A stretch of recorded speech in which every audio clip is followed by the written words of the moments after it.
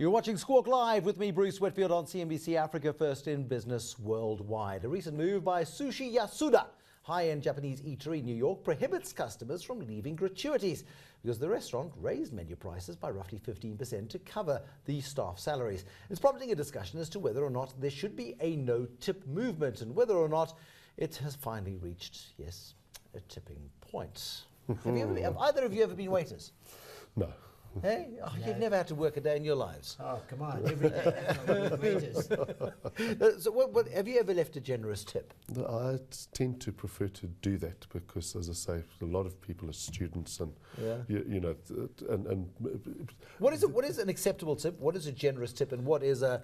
Look, 10% I think should be there, and I think up to 20% is something, you know, if you think it's exceptional, if you like the person, whatever, you can go. Well, go to 20%, the waitron makes or breaks the event. No, exactly. And it's...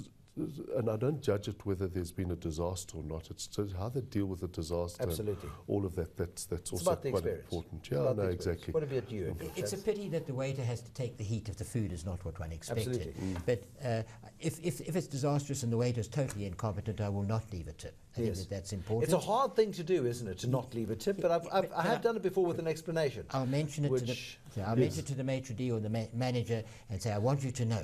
What's a maitre d', Chris? I don't go to restaurants where they have those. No, exactly.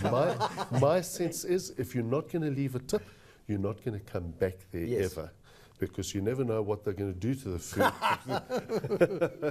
That was the guy that didn't leave the tip last time.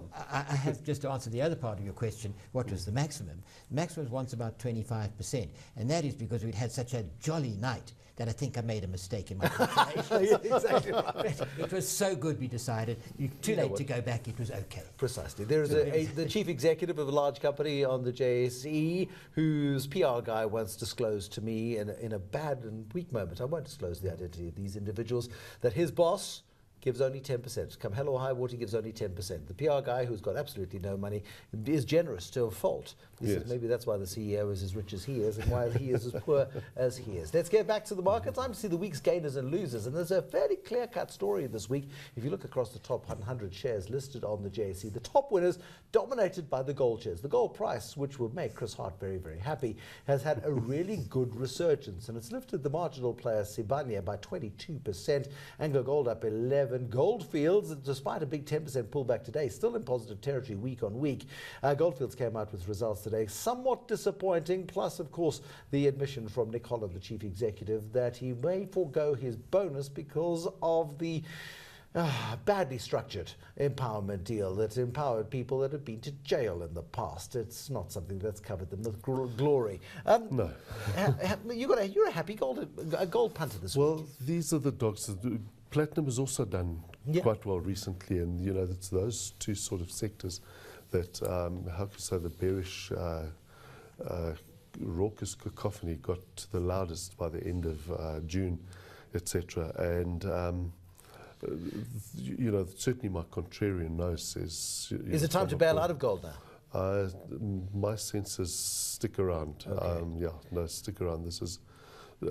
I think there could be a pullback, of course, but all right. But I think the bottom is in. We need to talk about the losers. All five on the losers panel. All property shares. Why? Sure, the fear of interest rates rising. Yeah.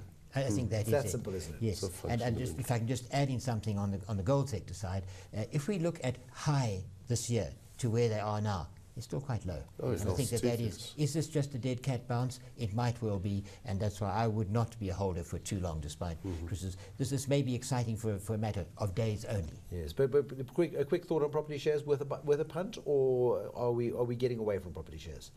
I don't think getting away from.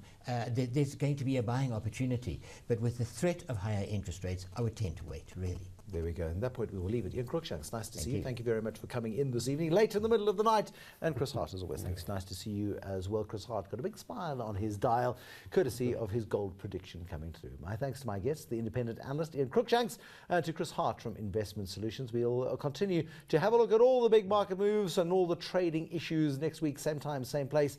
For me, Bruce Whitfield, here live on Squawk this evening from CNBC in Johannesburg. Have a very good evening. Good night.